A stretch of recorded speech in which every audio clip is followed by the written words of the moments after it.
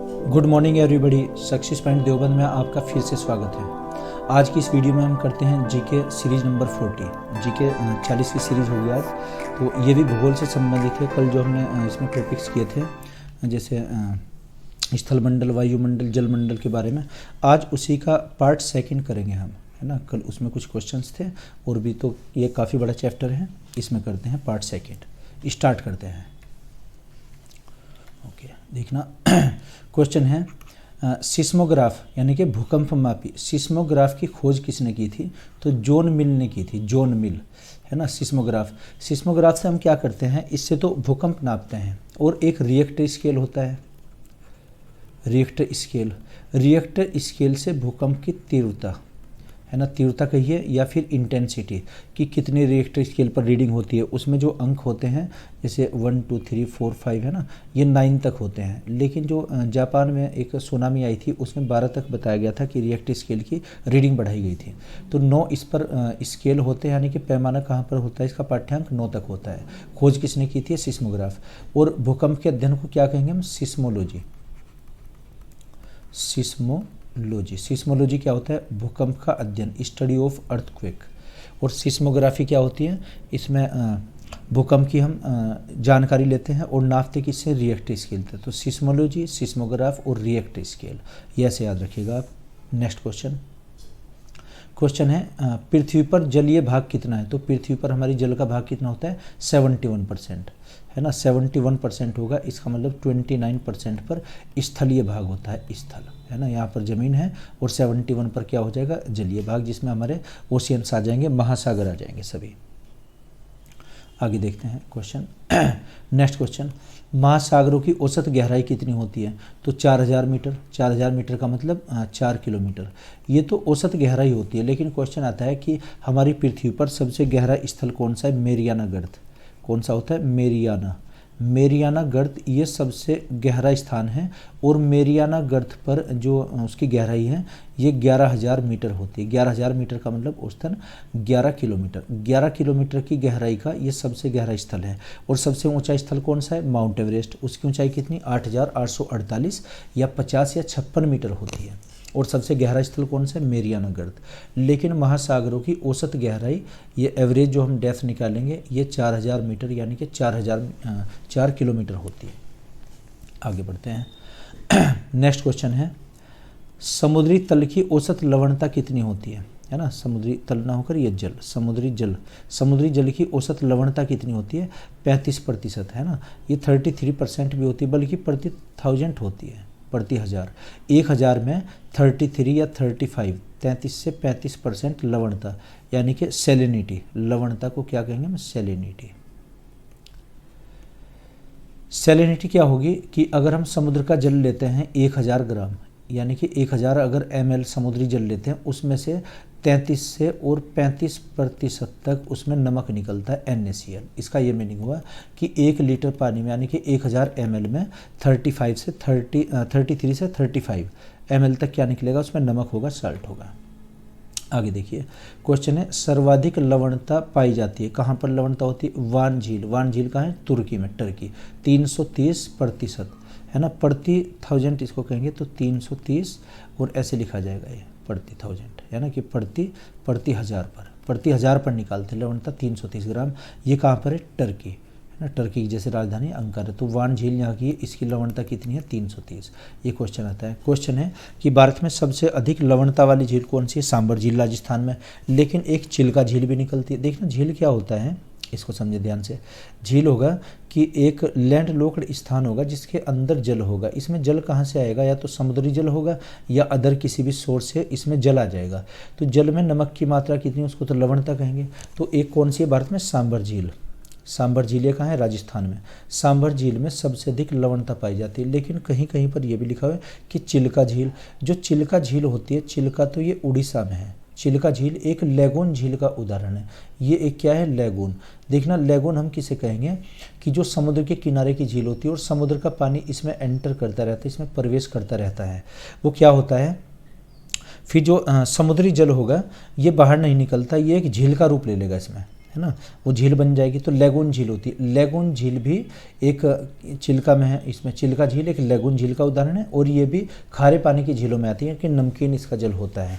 तो ऐसे अगर हम पहला नंबर लगाना पड़े ऑप्शन में तो हम सांभर झील लगाएंगे। अगर सांभर ऑप्शन में नहीं है उसके बाद में हम चिल्का झील उड़ीसा की लगाएंगे। तो उड़ीसा की जो चिल्का झील है ये भी एक खारे पानी की झील होती है ना, यह अधिक लवणता पाई जाती है। आगे देखते हैं, अगला क्वेश्चन है पृथ्वी पर जलमंडल का स्वच्छ जल कितना है। स्वच्छ जल का मतलब फ्रेश वाटर या पेय योग्य जल, पेय योग्य जल, पेयजल है ना, पोर्टेबल वाटर कितना 2.7 भाग, यानी कि या कहिए 2.7%। ये क्वेश्चन कई बार आ गया है कि पीने योग्य जल कितना है, फ्रेश वाटर कितना है। तो फ्रेश वाटर बोलते हैं जिसे हम डायरेक्ट या प्रत्यक्ष रूप से पीने के रूप में प्रयोग कर सकते हैं, वो स्वच्छ जल या फ्रेश वाटर होता है ना, और उसी को पोटेबल वाटर भी कहते हैं या पोटेबल जल होता है।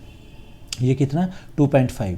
जैसे हमारी पृथ्वी की 3 परत होती हैं, एक क्रस्ट, एक मेंटल और एक कोर। अगर हम ये भाग निकालते हैं इतना तो इसकी 3 लेयर होती हैं, तो क्रस्ट, ये मेंटल और ये क्या हो जाएगी कोर। तो हम जो पीने योग्य जल है वो हमारी पृथ्वी की क्रस्ट में ही होता है, ये यानी कि ऊपर होगा, है ना, कि जो भूमिगत जल होता है इसको हम क्या कहेंगे, भूमिगत जल, underground water, underground water. Underground water में क्या होता है, पीने योग्य जल। आगे देखते हैं, समुद्री लवणता में सर्वाधिक मात्रा में क्या पाया जाता है, सोडियम क्लोराइड, NaCl। NaCl क्या होता है, नमक होता है NaCl। तो सबसे अधिक मात्रा में NaCl होता है। अभी आपको ये बताएंगे समुद्र के अंदर वो क्या क्या पाए जाते हैं। लवणता के संगठनों में सबसे ज़्यादा मिलने वाला तत्व कौन सा है, वो क्लोरीन होता है। जैसे क्लोरीन है ना, जैसे बोरिक भी बोलते हैं, तो ये उसमें क्या है, सबसे अधिक पाए जाने वाला ये तत्व होता है। ओके, और वो लवण होता है NaCl। पृथ्वी के चारों ओर का गैसीय आवरण क्या कहलाता है, वायुमंडल, है ना। जैसे एटमॉस्फेयर, पृथ्वी तल से और 10,000 किलोमीटर की ऊंचाई तक, 10,000 किलोमीटर की ऊंचाई तक क्या हो जाएगा, वायुमंडल, एटमॉस्फेयर। फिर इसकी 5 लेयर्स होती हैं, 5 परत होती हैं इसमें, है ना, उनके बारे में भी अभी चर्चा करेंगे। तो क्वेश्चन आया हुआ है कि वायु क्या है ना। वायु क्या होगी, हवा क्या होती है, गैसों का एक मिश्रण होता है ना। वायु क्या है, गैसों का मिश्रण, और जिसमें 95% गैसों की सघनता क्षोभ मंडल में या ट्रोपोस्फीयर में पाई जाती है। अभी हम चर्चा करते हैं कि वायुमंडल की परतें कितनी होती हैं और उसमें क्या क्या उसमें पाया जाता है, क्या क्या विशेषता होती हैं। देखना, वायुमंडल में जो गैसों की मात्रा है, ये दिया गया, पेन चेंज कर लेते हैं 1 मिनट। तो वायुमंडल में जो गैसेज पाई जाती है ना, इनकी मात्रा कितनी है, सबसे अधिक नाइट्रोजन पाई जाएगी, नाइट्रोजन पहले नंबर पर है। तो नाइट्रोजन हमारे वायुमंडल में कितनी है, 78.8%।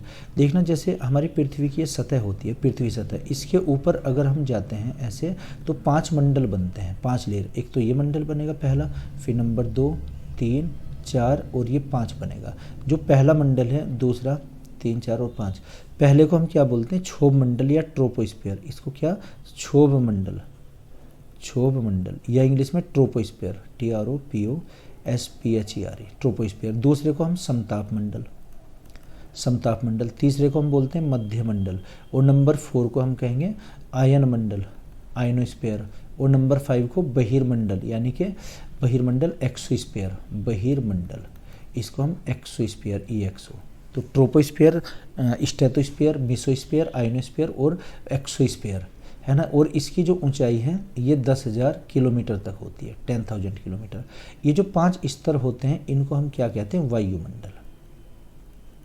ये क्या है, वायुमंडल है। और इसके ऊपर क्या आ जाएगा, फिर यहाँ पर ये स्पेस आ जाएगा, अंतरिक्ष। ये स्पेस है यानी कि अंतरिक्ष। फिर से देखिएगा आप, ये नीचे से ऊपर की तरफ परत, इनका क्रम आ जाता है एग्जाम में लगाने के लिए कि वायुमंडल की जो परत हैं, जो लेयर्स हैं, उनका आप क्रम बताइए नीचे से। तो क्षोभ मंडल, समताप मंडल, मध्य मंडल, आयन मंडल, बहिर्मंडल। इंग्लिश में नाम क्या हो जाएंगे, क्षोभ मंडल को ट्रोपोस्फीयर, समताप मंडल को स्ट्रेटोस्फीयर, मध्य मंडल को मेसोस्फीयर, आयनोस्फीयर को आयनोस्फीयर और बहिर्मंडल को एक्सोस्फीयर। आगे इनका नाम इंग्लिश में आएगा एक स्लाइड पर। तो इन 5 से ऊपर क्या होता है, फिर स्पेस या अंतरिक्ष होता है। और इन 5 को हम क्या कहेंगे, वायुमंडल, एटमॉस्फेयर। तो ये दिया है कि वायुमंडल में यानी कि एटमॉस्फेयर में गैसों की मात्रा कितनी कितनी होती है। तो सबसे अधिक मात्रा में कौन सी गैस पाई जाती है, नाइट्रोजन गैस, 78.8%। ये एग्जैक्ट इसका परसेंट है, आप इसे स्लाइड को नोट कर लीजिएगा। सेकंड नंबर पर ऑक्सीजन आती है, ये 20.95%, जबकि बुक्स में लिखा रहता है एग्जैक्ट जैसे 21% है ना, और ये 78%, 21 नहीं है 20.95 होता है। और आर्गन जो तीसरे नंबर पर है, आर्गन अकीरिय गैस भी होती है, ये 0.93%। और नंबर 4 CO2 कार्बन डाइऑक्साइड, ये होती है 0.036%। नियोन गैस है ना, आखिर ये होती है 5, 6, 7, 8, 9 गैसों का आप क्रम याद रखिएगा। चौथे नंबर पर कौन सी है, CO2 0.036%, नियोन गैस होती है 0.002%, हीलियम होती है 0.005% और क्रिप्टोन होती है इसमें 0.001%। और उसके बाद में जिनोन होती है, जिनोन होगी 0.0009%। तो ये 9 इसमें गैसेज है, हाइड्रोजन आ जाएगी 0.0005%। तो ये इनका क्रम दिया गया। सबसे पहले नंबर पर कौन सी होती है, नाइट्रोजन। आगे देखते हैं, क्वेश्चन आया हुआ है, वायुमंडल में सर्वाधिक मात्रा में पाई जाने वाली गैस कौन सी है, नाइट्रोजन। Direct answer nitrogen. तो इसमें ये परसेंट फिर से आपको स्लाइड ये मिनिमाइज करके दिखाइए, इसमें से चाहे तो आप नोट कर लीजिएगा। ओके, और ऑक्सीजन कितनी इसमें, 20.9%। ओके, आगे देखते हैं, एक मिनट, सेकंड क्वेश्चन आएगा। वायुमंडल में कार्बन डाइऑक्साइड यानी कि CO2 की मात्रा कितनी होती है, 0.03% है ना, ये लिखा है ये कार्बन डाइऑक्साइड 0.03%, ये यहाँ पर दिया गया है इसमें, है ना। तो ये परसेंट इनका सीरियल भी पूछ लेते हैं। आगे, वायुमंडल में सर्वाधिक मात्रा में विद्यमान अकीरिय गैस कौन सी है, अकीरिय इनर्ट गैस जो क्रिया नहीं करती, तो आर्गन आ जाएगी। आर्गन का देखना थर्ड नंबर है, पहले नंबर पर नाइट्रोजन, दूसरे पर ऑक्सीजन, तीसरे पर आर्गन। तो आर्गन कितनी है, 0.93%। आगे,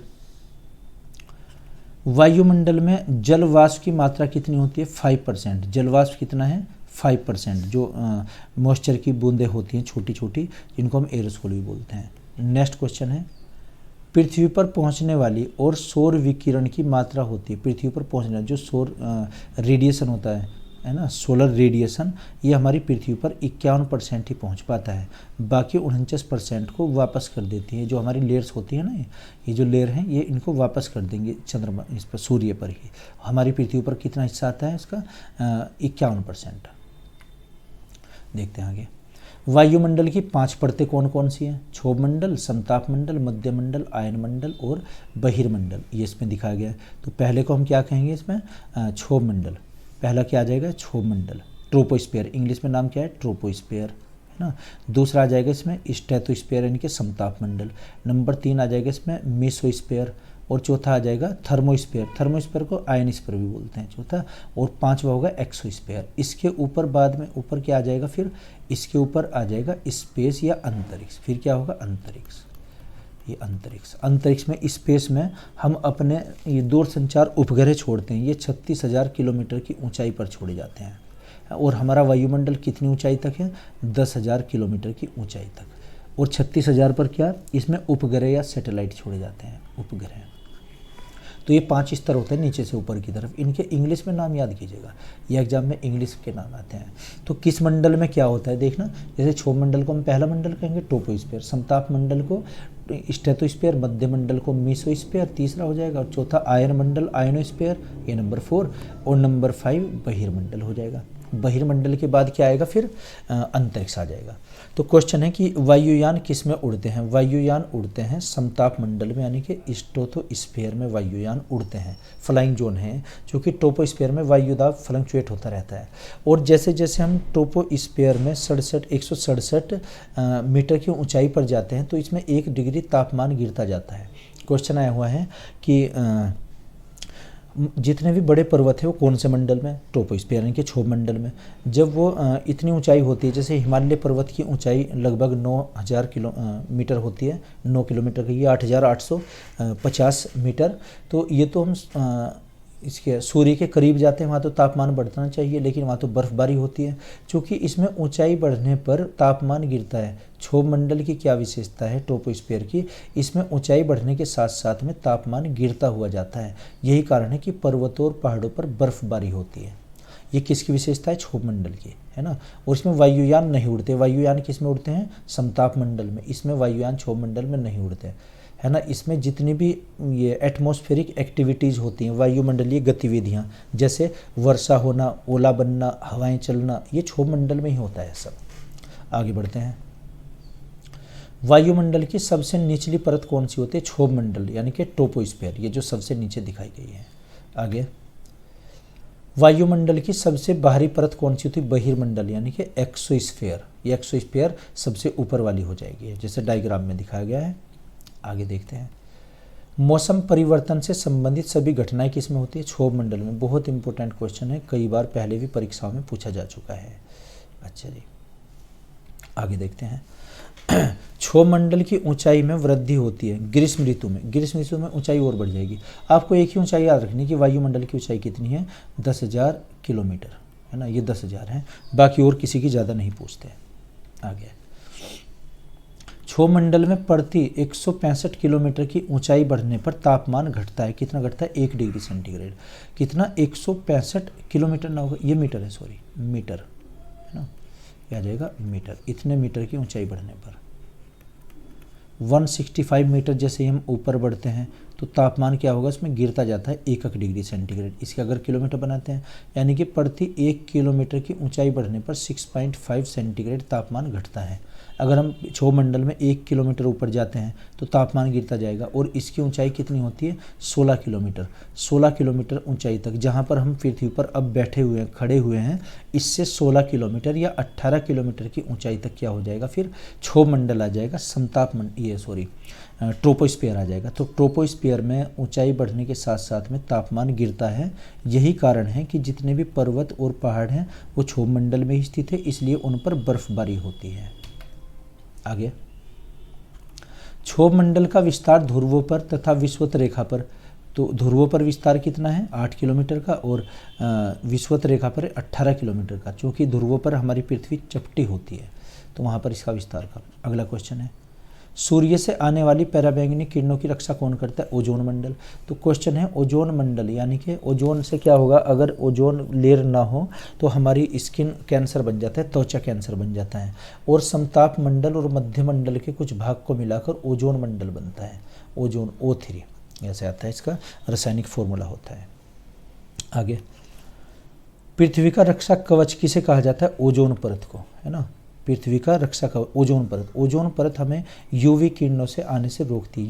यूवी का मतलब अल्ट्रावायलेट किरणें या पैराबैंगनी किरणें, हमें पैराबैंगनी किरणें आने से रोकती है लेयर, तो इसलिए इसको सुरक्षा कवच कहा जाता है।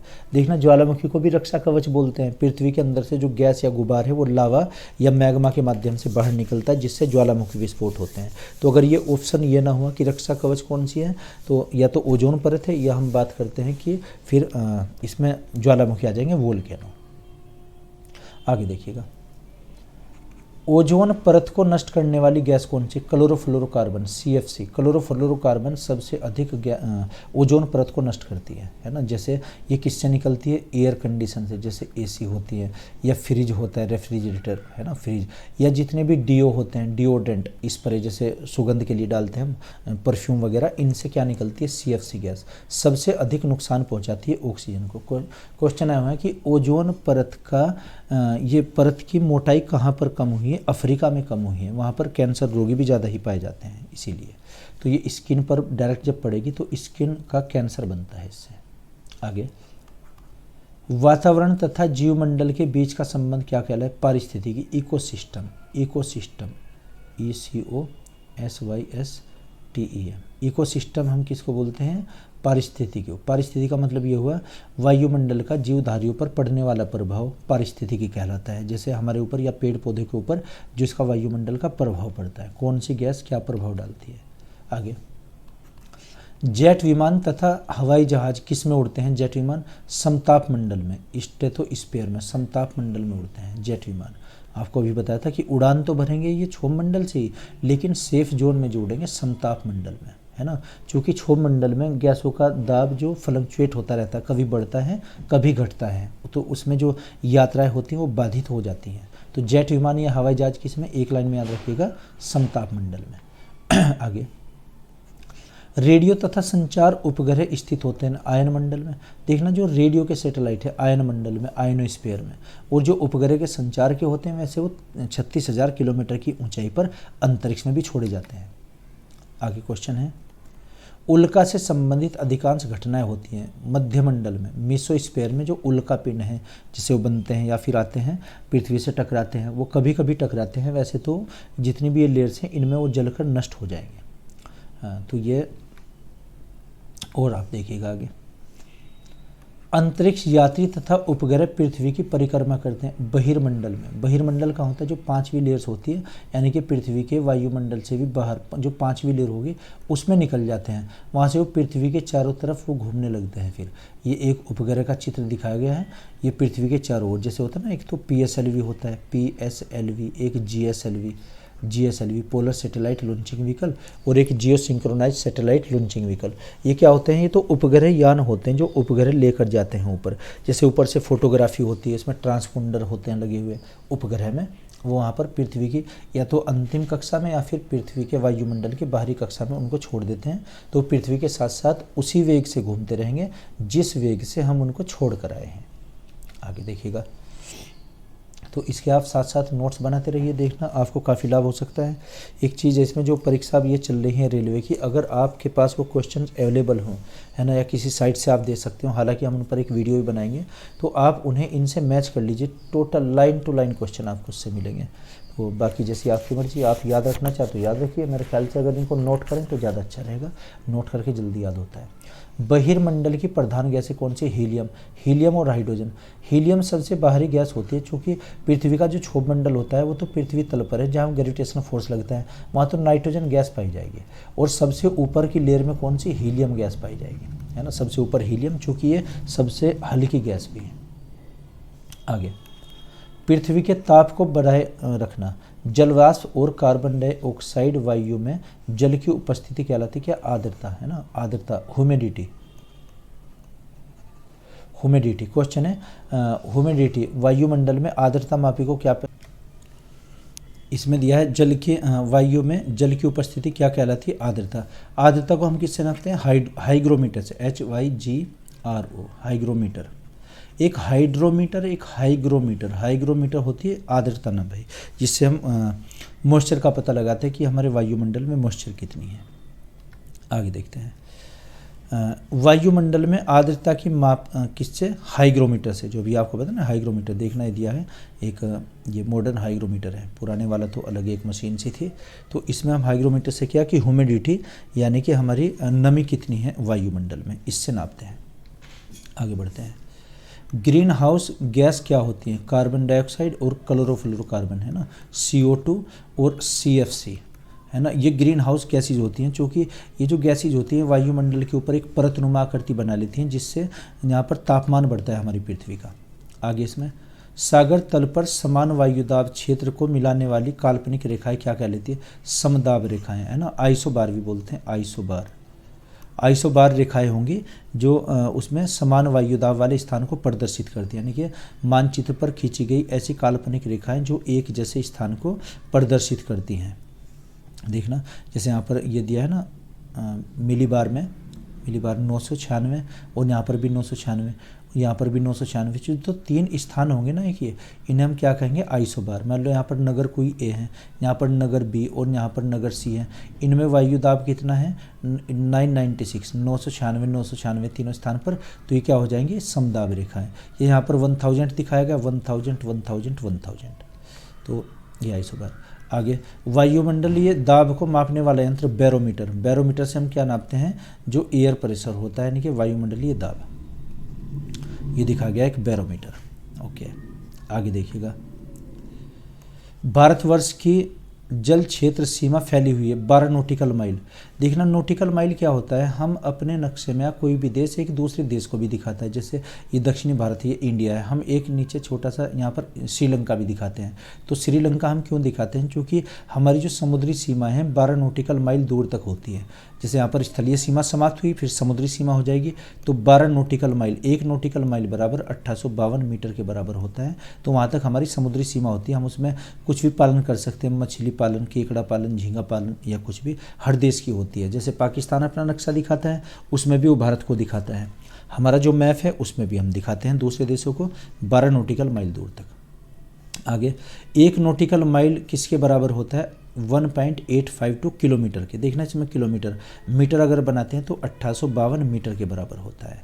तो ये इसमें ऐसे हम नोट करते रहेंगे साथ साथ, ताकि हमें आसानी हो याद करने में। अगला क्वेश्चन है, किसी स्थान पर दो ज्वारों के बीच का अंतराल कितना होता है? जो टाइड्स होती हैं, जैसे टाइड्स होंगी, दो ज्वारों के बीच का समय कितना है? 12 घंटे और 26 मिनट। 12 घंटे और 26 मिनट का होता है। ओके, दो ज्वारों के बीच पानी जब ऊपर उठता है ज्वार टाइड, और जब नीचे गिरता है तब उसको ईब बोलते हैं, EBB ईब। और जब ऊपर उठेगा टाइड, ये क्या हो जाएगी? टाइड। टाइड को क्या कहेंगे हम? ज्वार। ये तो ज्वार हुआ। और जब नीचे गिरता है तब भाटा हो जाएगा, ज्वार और भाटा ऐसे।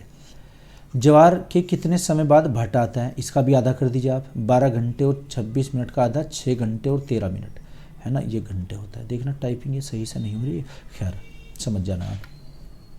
आगे क्वेश्चन, ज्वार भाटा उत्पन्न होने का कारण क्या है? चंद्रमा और सूर्य का गुरुत्वाकर्षण बल। जब वो एक ही सीध में आ जाते हैं तब ज्वार भाटा ऊपर आता है, यानी कि पानी जब ऊपर उठता है ना। और समुद्र के किनारे जब पानी ऐसे गोल घूमता है उसको वर्लपूल बोलते हैं। तो ये आज के हमारे कुछ क्वेश्चंस थे। तो ये मैं आशा करता हूँ कि आपकी समझ आए होंगे। अगर आप इनको नोट करना चाहें तो सही से हमारे याद हो जाएंगे, क्योंकि याद करना और याद रखना दोनों अलग अलग बातें हैं। याद हो सकता है आपके लिए इमीडिएटली 1-2 दिन के लिए, लेकिन इसको लॉन्ग टाइम तक याद रखना, 1-2 महीने तक हमें याद रखना है, वो एक अलग चीज़ है। उसके लिए आपको नोट्स बनाने पड़ेंगे और बार बार उसका रिवीजन करना पड़ेगा। पहला रिवीजन हमारा 10 मिनट के अंदर होना चाहिए, दूसरा रिवीजन 1 दिन के अंदर होना चाहिए, यानी कि विदिन 24 आवर्स, और तीसरा रिवीजन 1 महीने के अंदर होना चाहिए। तो मैं मानता हूँ कि चौथे रिवीजन की आपको आवश्यकता नहीं पड़ेगी। फिर भी डिस्कशन और इसका रिवीजन और जितना हो सके आप करते रहिए। तो आगे फिर भी अगर आपके कुछ ऐसे डाउट्स हों तो हमें कमेंट बॉक्स में आप लिख कर बताइएगा। Okay, thank you.